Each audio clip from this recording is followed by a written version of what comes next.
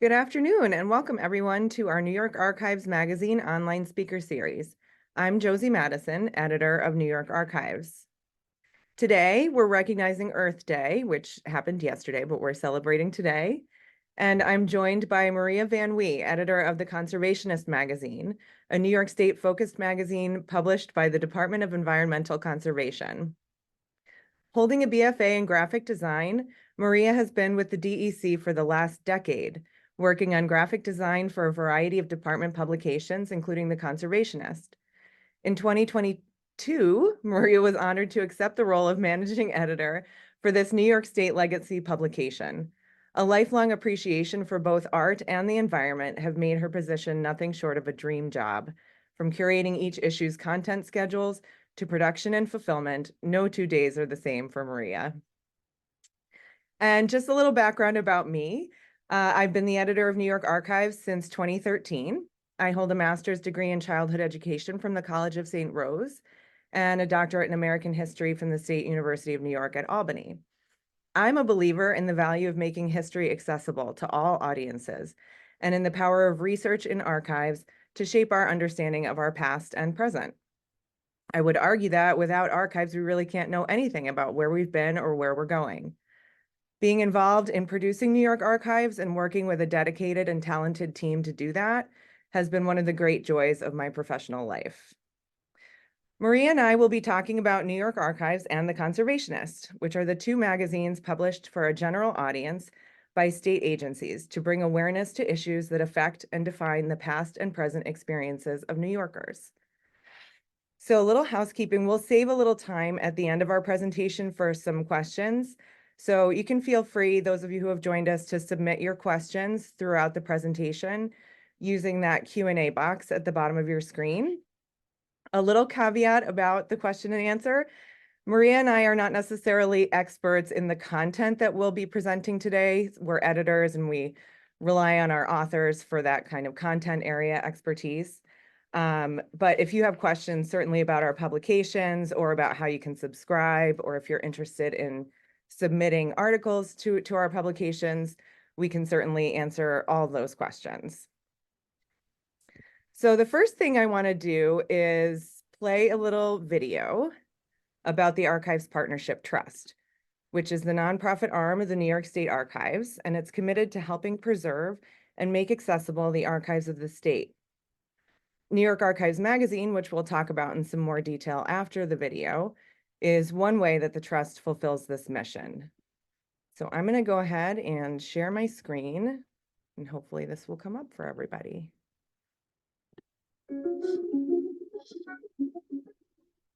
This trifolded document hasn't seen the light of day in over 300 years. It's joined by hundreds of thousands of similar documents from New York State's history in desperate need of preservation and stabilization. So how does this document tell us the story of the past? When we rely on memory, it is imperfect, constantly vanishing. When we rely on recollection, it is subject to interpretation, retold through ever-changing lenses. But when we rely on records, the past is present. It is real, and it is in the words of the people who were there. Records like these, preserved by the New York State Archives, remind us of our origins and tell the story of human history.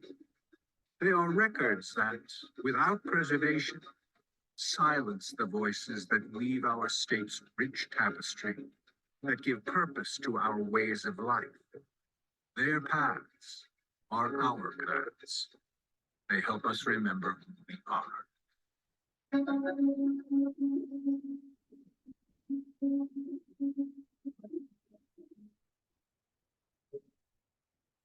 The Archives houses and protects over 270 million documents covering nearly 400 years of New York State's history, providing an endless supply of material to shape humanities-themed projects that provide essential context for historical events and demonstrate history's relevance to today. New York State has funded the work of the archives since its inception in 1971. The staff, the facility, and the mandate. Every citizen has the right to access these records, and the demand for historical preservation and programs and tools citizens can use to access and use these records has never been greater. The Empire State recognized this need and in 1992 formed a unique public-private partnership to create the New York State Archives Partnership Trust, making it the only state archives in the country with a support organization established by a state legislature. With partnership as its middle name, it should come as no surprise that the Archives Partnership Trust is committed to advancing New York State history by fostering an atmosphere of collaboration.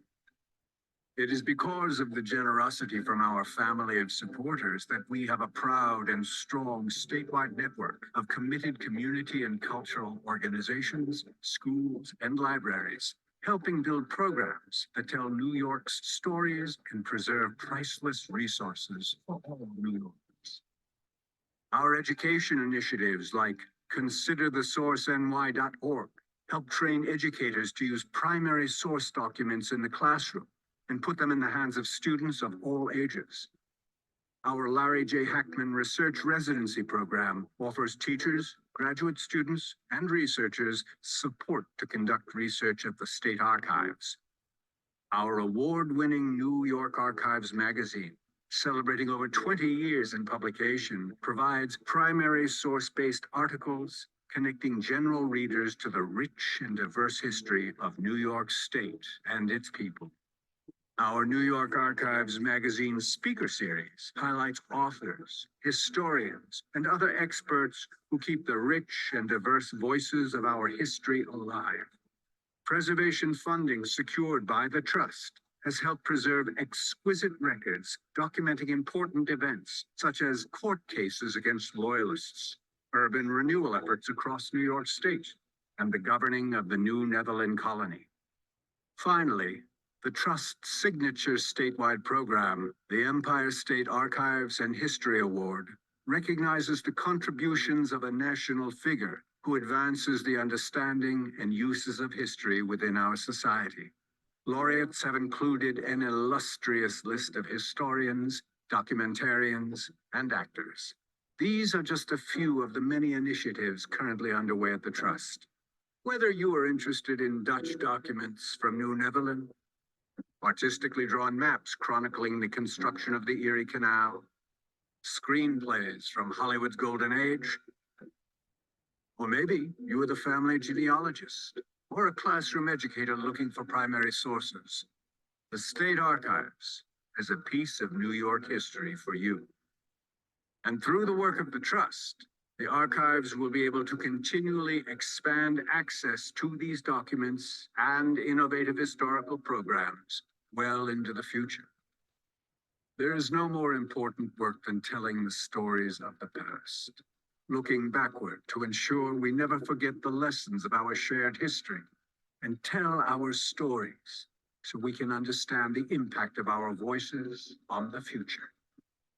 Supporters like you make it possible for the New York State Archives Partnership Trust to preserve our history, help protect our most treasured assets, and provide all of us with countless reminders of exactly who we are. We are New York.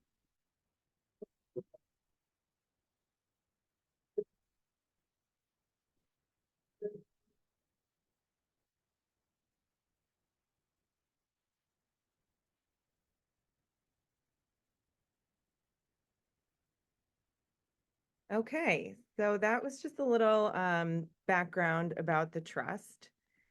And now I wanted to sort of dive into the content of my presentation, or our presentation with Maria today. And Maria, thank you for joining us. So New York State has these two publications that are published, about the state's history and its present experience. And you might be wondering why New York? What makes it special enough to warrant publishing these two magazines that are focused on it? Well, as any historian of New York will tell you, New York has been a leader in both historical and environmental movements. As my friend and invaluable member of our editorial board, historian Bruce Dearstein put it in his excellent book, The Spirit of New York, quote, "It is a place where ideas start and then spread to the rest of the nation, often leading the way or pointing it out through example." So New York Archives excuse me, back up. For those of you who aren't familiar with New York Archives magazine, it started back in 2001. It's a quarterly educational publication about New York State history, as revealed by research in archives throughout the state. Each issue features stories from our state that are of historical significance and highlights the archival sources for those stories to help promote future research in archives. We don't have staff writers, so we rely on historians to submit articles in their areas of expertise. Articles are selected for publication by an editorial board composed of content area experts, educators, and staff members of the trust. Each issue has 4 feature articles, along with a smattering of departments like Archives Around New York, where we highlight record collections throughout the state. So, for example, in one recent issue, we talked about Brooklyn College's film archive about Hasidism in America. We also have, for example, at the State Archives, where we talk about the projects the New York State Archives is working on, including digitization projects to make more records available electronically.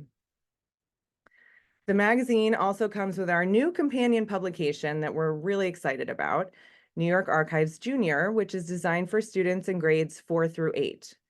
Each edition of the Junior features one story from the magazine rewritten at an appropriate reading level, along with some community connections, related facts, and learning activities focused on primary source analysis. So these publications, the magazine and the junior edition, are a huge part of our mission here at the Archives Partnership Trust, and we hope to get them into as many hands as possible. And I'll give some more information on that and how you can access them or contribute to them later. Maria, I'm going to turn it over to you to talk a little bit about the Conservationist.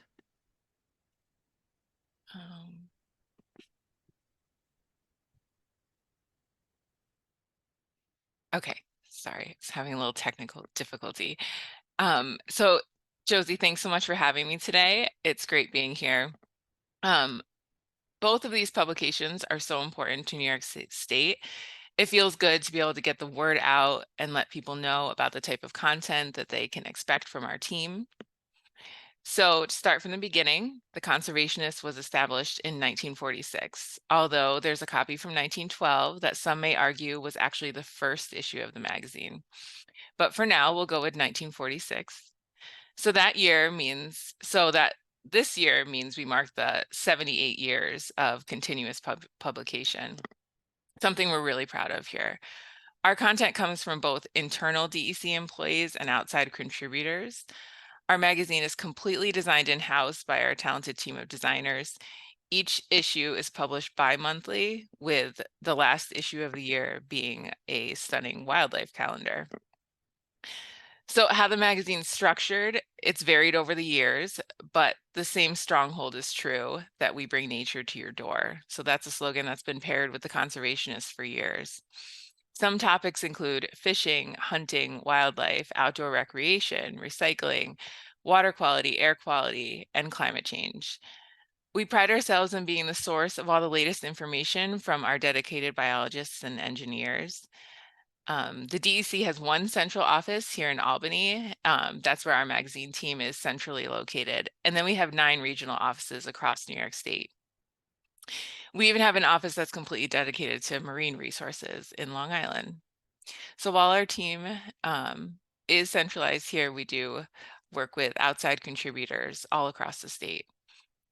The Conservationist is part of a bigger division of communication, education, and engagement here within the New York State Department of Environmental Conservation. And while the magazine is not the only team priority, the other projects that our communications division works on, they always lend themselves to article ideas. So the magazine is compiled from both internally submitted content and also outside contributors' work, which we're always willing to receive at our emails, which is magazine@nysdec.gov. The goal is to always be updating and keeping fresh content. So just some recent departments that we've included are staff profiles. We just added those to our magazine, really giving an in-depth look on environmental careers and where they can take you. We've also added a wildlife photography spread, really highlighting those fabulous images that just speak for themselves. So we're always accepting those again as well through email at our magazine@dec.ny.gov. That's the best way to submit a picture. But other longstanding departments that we have include letters, brieflies, on patrols. Letters is personally one of my favorites because it allows us to connect with our readers. We have our biologists answer questions about wildlife habitats or maybe even a mystery tree fungus that you may have. Then we have our brieflies that provides a quick look at just agency highlights, events, things coming up in the next coming months.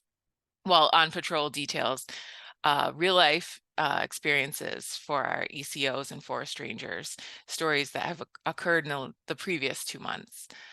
Along with Conservationist, we also have a kids publication, Conservationist for Kids, as a strong focus on the fourth grade curriculum. The publication was established in 2007, and we currently mail to every fourth grade classroom in New York State. So that's a lot of kids, I think about 280,000. C4K, as we like to call it here, it's produced 3 times a year, and we just focus on one topic per issue. It's about 4 pages long. The topics can range from anywhere from wildlife to sustainability to water to air, etc. They kind of mimic what's in the main magazine. And if you would like to request any back issues of the Conservationist or C4K, you can always do those. And orders will be filled based upon our supply in our warehouse. Okay, so now that you know a little bit more about our publications, we wanted to do kind of a deeper dive into some of the content each of them has featured over the years having to do with environmental issues because we're celebrating Earth Day. So with environmental issues in particular, New York has been a leader. So for example, New Yorkers have been at the forefront of the establishment and protection of forest lands. So this article from our spring 2012 issue by Diane Galusha describes FDR's advocacy, both as governor of New York and as president. As governor, he shepherded a state reforestation law through in 1929, which, along with the Hewitt Amendment to the state constitution, authorized the state's conservation department to acquire reforestation areas, which became the nucleus of the present-day state forest system. So if you've ever gone for a hike in a state forest, that's where that came from. His first act as president, FDR's first act as president, was the establishment of the Civilian Conservation Corps, or the CCC, to manage and preserve the country's forests, helping to prevent erosion and flooding. The CCC employed 3.5 million men and planted 221 million trees. So that leads into a conservationist article. In July of 2023, the Conservationist published an article celebrating the 90th anniversary of the CCC. From 1933 to 1942, the CCC gave single men between 18 and 25 returning from World War I an opportunity for employment during the Great Depression. At that time, jobs were scarce, and FDR saw this as an opportunity to solve multiple problems. This all took place, again, as Josie said right in the beginning, his first 100 days in office. These men would now be recruited into what they called a peacetime army. So this time the battle would be against the destruction and erosion of natural resources. Men worked for 6 months at 40 hours a week and were paid about $30 a month. This included food, shelter, uniforms, medical care. By July 1st, 1933, there were 275,000 CCC enrollees and 10,000 supervisory personnel. This was the fastest large-scale mobilization of men in U.S. history. From tents to wooden buildings, they lived in 48 states, including territories like Alaska, Hawaii, Puerto Rico, U.S. Virgin Islands. Some examples of the jobs that were completed were building trails, roads, campsites, dams, stocking fish, building fire tower cabins, and again, planting all of those millions of trees. In 1942, when there were more jobs, less funding, and there was a need for soldiers in to fight in World War II.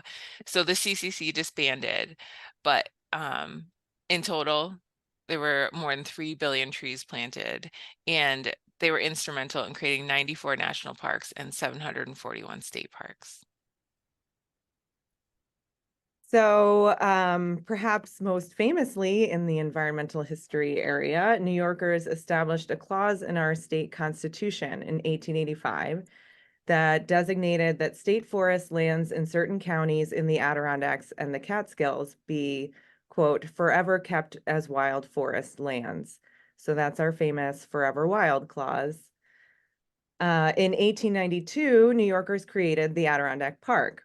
At 6.1 million acres, it's the largest public park in the contiguous United States. And this story from our spring 2022 issue by Brad Edmondson describes the diverse group of New Yorkers who worked to protect the Adirondack Park when developers threatened to subdivide private lands within it in 1968. So Frederick O'Neill, who you can see here on the screen, he was an actor from Harlem, and he was a key player in arguing for the establishment of the Adirondack Park Agency in 1971 to develop long-range land use plans for the park that would protect it and keep it accessible to all New Yorkers. The Adirondack Park has given birth to organizations like the 46ers, a club for hikers who have climbed all 46 of the mountain's 4,000-foot peaks. So Suzanne Lance, in this article from our winter 2012 issue, describes the ways in which the stewardship of this organization has shaped the history of the park. So what started out as kind of a social organization became, in many ways, a service organization, advocating for conservation, education, and protection of the high peaks, as litter, trail erosion, and deterioration of vegetation on their summits became a problem. Club presidents worked with the DEC to establish a trail maintenance program staffed with 46ers volunteers under the direction of DEC personnel. In 1989, the group established the Summit Stewards Program to place trained educators on the summits during the summer months to inform hikers about how to protect the fragile habitats. And you may have come across some of those summit stewards on your hikes if you've ever done a high peak. So that leads us into our article from August 2015. The 46ers Club, that's quite an accomplishment and one that's definitely mentioned regularly in our offices. You know, who doesn't like a good challenge? But more than just completion of the experience, it provides more than just completion, it provides an experience unlike any other. In this particular article, we relive the 46er journey between a father and a son over a 9-year period. The article documents the importance of exploring untamed nature and how each climb is so different from the last. The author writes about wanderlust, inquisitiveness, and imagination in the outside world. The Conservationists, we value the importance of documenting journeys like this one. We're always hoping to inspire and feed a deep appreciation for our environment. I really love that story. It's a really nice story about a father and son. The Catskills have also been the subject of conservation efforts. So here we have a story by David Saul from our winter 2014 issue. And in this article, the author details how the water supply network for New York City, known as the Croton system, became insufficient as the population of the city grew in the late 19th and early 20th centuries. So this population growth prompted the construction of the Ashokan and other reservoirs and dams in the heart of the Catskill Mountains through the 1960s. By the 1970s, the environmental effects of this became clear to residents, causing fish kills that concerned the residents and their allies in the angling community. In 1976, residents formed the Catskill Waters Organization, collaborating with the DEC to lobby legislators to pass bills placing restrictions on New York City's releases of water from mountain reservoirs. And this dramatically improved the fishing conditions and ecology of the Catskills streams and rivers. Aside from pioneering new legislation to protect fragile ecosystems in the Adirondacks and Catskills, New York has also been home to many national environmental organizations, which have been either founded or headquartered here in New York. In this example from the fall 2001 issue by author Brad Edmondson, we have a story about the founding of the Nature Conservancy by a group of ecologists concerned about pollution and its effect on their research. They pioneered one of the tools of the environmental movement, the community-owned nature preserve. In 1955, this group established a land preservation fund and bought its first preserve in Westchester County in the Mianus River Gorge.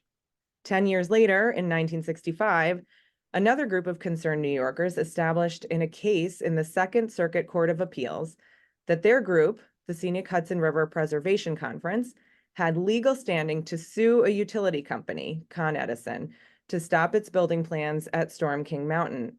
And this gave birth to the field of environmental law. The National Resources Defense Council was founded in New York shortly thereafter in 1971, and it led the campaign for the passage of the Clean Water Act, which allows citizens to sue directly for environmental harm. The Environmental Defense Fund was also established in New York in 1967, emerging out of a lawsuit related to the use of DDT in Suffolk County. So speaking of the Clean Water Act, we dedicated an article in our December 2022, January 2023 issue to celebrate its 50th anniversary. Although there's a prologue that begins in 1948 with the Federal Water Pollution Control Act, the main story begins in 1972. That's with the enactment of the Federal Clean Water Act, which we'll call the CWA. Through the years, the CWA has covered many things: reducing water pollutants from sewage treatment facilities, pollution from factories, getting funding for critical projects to improve water quality, and unifying people from the local level all the way through the federal level on that one common goal of clean water. The CWA called for setting water quality standards. Before 1972, there was no criteria to gauge the wastewater that was running into streams and rivers, and if it was harmful or not. People and animals were getting sick in more than 1,000 communities in New York, and that was due to sewage in the water supply. So today we have the New York State Pollutant Discharge Elimination System, which quickly we shorten to SPEEDIES. That would be a SPEEDIES permit. Facilities are now held to set standards and required to treat discharge by removing pollutants before it enters water bodies.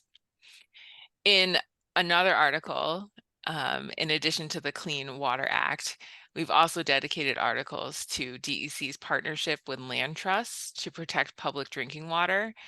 In our August-September 2021 issue, we provide examples of how the events outlined in this archives article have lived on.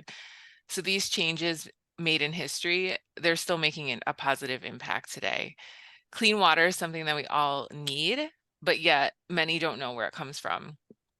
So how does your wastewater get to your sink? Water source protections provided by land trusts, not water treatment. The DEC provides funding for the acquisition of land and conservation easements for source water protection through its Water Quality Improvement Projects Grants Program. Once land's acquired, improvements to riparian buffers are made to reduce runoff and pollution. So the goals here are being to stop the contaminants before they reach that water source. So New Yorkers have also led the way in setting precedent for the regulation of toxic waste.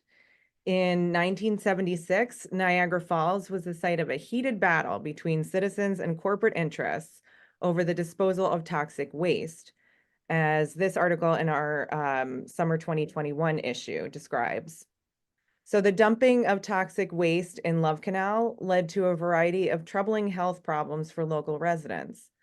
So in a grassroots effort, citizens like Lois Gibbs took up the cause by conducting surveys of residents and documenting the health problems that stemmed from exposure to hazardous chemicals and demanding answers of public officials. This led to Attorney General Robert Abrams, who was the author of this article in our issue, bringing a lawsuit against the corporations responsible for the waste, leading to Congress's passage of the Comprehensive Environmental Response, Compensation, and Liability Act, which is known more commonly as the Superfund. And this provided for the prosecution of companies responsible for dumping hazardous waste. The Love Canal case became a catalyst within the nation and the world for governmental intervention generated by citizen activism in response to toxic waste. Residents of Cortland County likewise geared up to fight toxic waste in their region in 1989, as Sophie Clow's story from our summer 2023 issue explains. So with the passage of that act that created the Superfund, the state required companies to find safe sites for the disposal of low-level radioactive waste by 1993. One of the proposed sites announced in December of 1988 was Cortland County. In response, private citizens geared up to fight the disposal of toxic waste in their area, forming the group Citizens Against Radioactive Dumping, or CARD.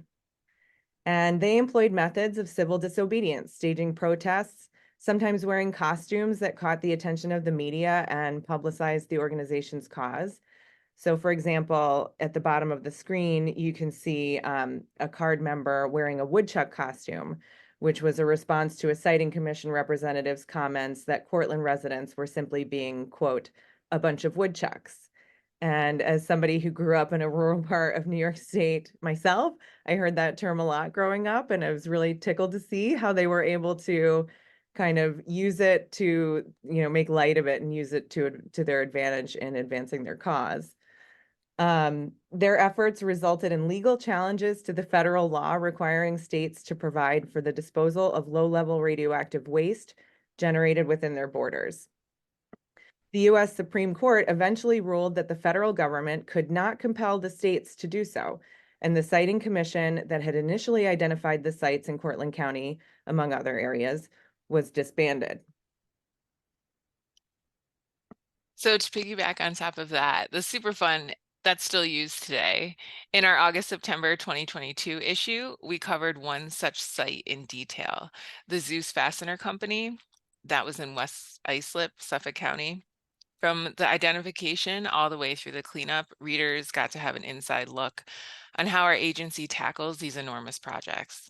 From 1937 to 2015, the Zeus Fastener Company, they produced fasteners. To improve the corrosion resistance, the fasteners were coated with metal plating that contained 2 toxic heavy metal contaminants. But the manufacturing process contaminated the soil and the groundwater at the Zeus facility and a neighboring creek and lake. For situations like this, the DEC manages the New York State Inactive Hazardous Waste Disposal Site Program to identify and then clean up and then monitor the contaminated sites. In 1991, the Zeus Fastener site was added to DEC's registry of inactive hazardous waste sites and was designated a significant threat to public health and/or the environment and required action. So the Zeus Fastener Company in New York State, they reached a settlement and Zeus agreed to clean up the site and reimburse the state $490,000. DEC performed subsequent work on the creek and lake using state Superfund. The cleanup of the site was originally completed in 1996, but the remedy was impacted by several storms, including Hurricanes Floyd, Irene, Sandy. The results of these storms required additional work that happened in 2019 and 2020. Cleanup that included excavation, dredging of contaminated sediment and soil, cleansing of the building floors, installation of a soil vapor extrication system, and decontamination and closure of the leaching pools. In November 2019, the former Zeus facility building was demolished and removed, and there's a renovation plan proposed by a developer who would like to convert it into a commercial space. Cleanup and restoration was completed in 2020. Site management phase that continues, though. There'll be long-term monitoring conducted there annually as well.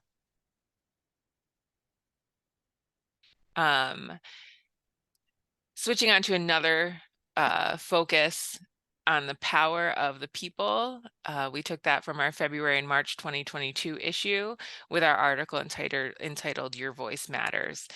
We recounted many of the same environmental disasters from the archives article Josie previously referenced. People band together to fight for both environmental and public health, resulting in real change. The communications division, that's right within our agency, we employ public participation specialists in every part of the state. They not only focus on communication with the press, but also getting out with residents personally affected by these issues and facilitating public meetings. There was a time when big corporations were once allowed to run production with very little environmental oversight. But in the interest of natural resources and public health, we now hold companies accountable for correct disposal and cleanup of hazardous materials. So that was just kind of a brief overview of the kinds of articles that that each of our publications have featured about our environmental history and also present experiences with the environment, and how history really has played into a lot of the stopgap measures we have in place today that keep us all protected. So history is not something that, dies in the archives. It's still with us every day. So with that in mind, I wanted to just briefly show some other resources. So the New York State Archives has a lot of record collections about environmental history, and I wanted to just show a couple of those. Here's an online exhibit, Hiking and the Outdoors in New York State, which has some really great photos. And I'll just scroll through a few of them so you can get a sense of what they look like. Some of these I think are really striking images. And then another, oh, I love this hand-colored one. This one too. So another resource for anyone who's interested in doing more research on environmental history in the state is these Commission on the Adirondacks in the 21st Century subject correspondence and meeting files. And a lot of these, some of these have been digitized, and we're always working at the state archives to digitize more and more records. But if you're interested in finding out more about what kinds of records a particular collection might have, we have finding aids that detail that information in, pretty thoroughly. We also have this collection of Conservation Department photographic prints and negatives, and many of these have been digitized. And these are also really great images documenting the history of the DEC and their activities, which is a really great collection. So these are all available on the State Archives website, which is archives.nysed. No, I'm sorry, I'm giving the email address. Yeah, at archives.nysed.gov. We also have some other collections that I've just listed here. This is just a sample. There are many more. And if you're someone out there who's looking to do research on environmental history, the best place always to start is by contacting somebody in the reference staff at the State Archives. They are amazing resources for kind of connecting you with whatever it is you're looking for. And if you need that assistance, you can email them directly at this email at the bottom of the screen. It's arcref@nysed.gov. So I hope that gives you some sense of the kinds of records that are available and the kind of research that could be done with those records. And now on to how you can subscribe. So if you're not already subscribed to the award-winning New York Archives magazine, don't take my recommendation, take the recommendation of our current subscribers who often email me to say, you know, oh, I loved this article from the most recent issue, or my favorite emails, which are the subscribers who email to say how wonderful it is to receive a quarterly publication that they actually read cover to cover. And we work really hard to make each issue something that you really can read cover to cover, that there's something in it for everyone.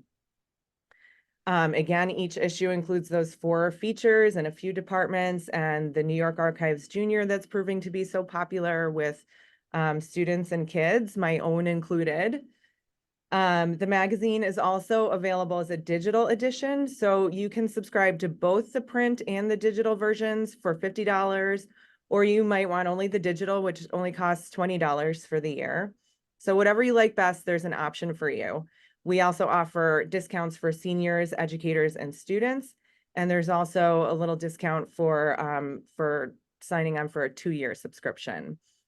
And bear in mind that your subscription dollars go towards supporting all the efforts of the Archives Partnership Trust, including these online speaker series, as well as other outreach and preservation efforts of our nonprofit throughout the year.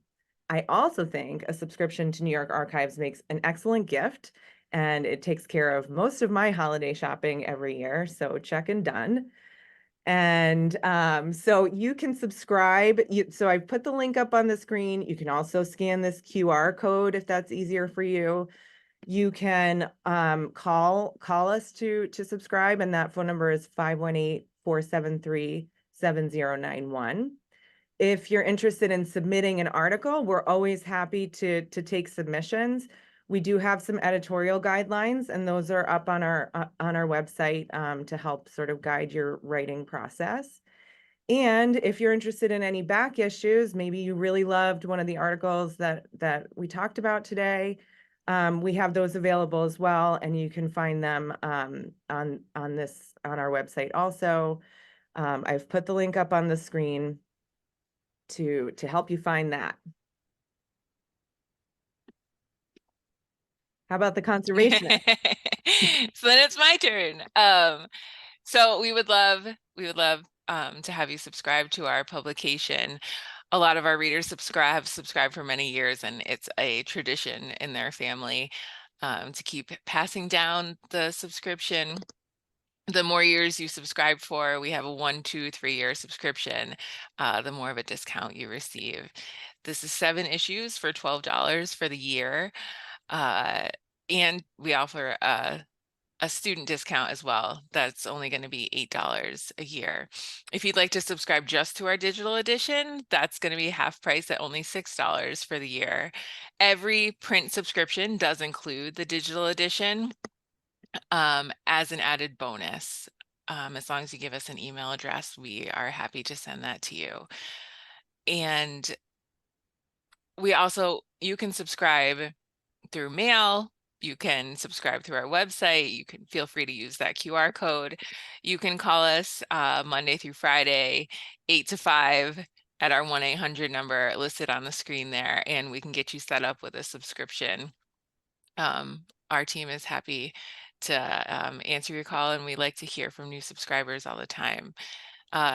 If you want to send us an email at magazine@dec.ny.gov, we're also happy to hear from you there. Maybe you just want to try a free issue with us and see if you like it or not. We're happy to send you some copies, and you can tell us if you'd like to continue your subscription or if it's not for you. The Conservationist also, we love gift time of year, but there's gifts all year long. We have birthdays, all types of things. And the Conservationist makes a great gift for only $12 a year. It's more like 7 gifts throughout the year. And then of course, ending with that beautiful calendar at the end. I'd also like to say we will be at the New York State Fair. If you'd like to come see us in person, we're located at the Log Cabin Building in the State Fair house. We have the fish tanks. The kids like to come see those, the free tree seedlings, all our promotional materials. But if you'd like to see us in person, that's a great time to come stop by as well. I should probably say here, we'll be at the state fair too. So it'll be a big party of publications at the state fair. So I just, I hope that we've given you all the information you needed. It seems like we did because nobody has any questions. So we must have covered absolutely everything. Good. So thank you so much, Maria, for joining me today. And thank you to all of our attendees. I hope you've enjoyed today's presentation and learning more about these two publications and how you can have access to both of them for, if my math is correct, $32 a year, I think. If you're interested in learning more about the New York State Archives and the records we hold, you can visit that website, archives.nysed.gov.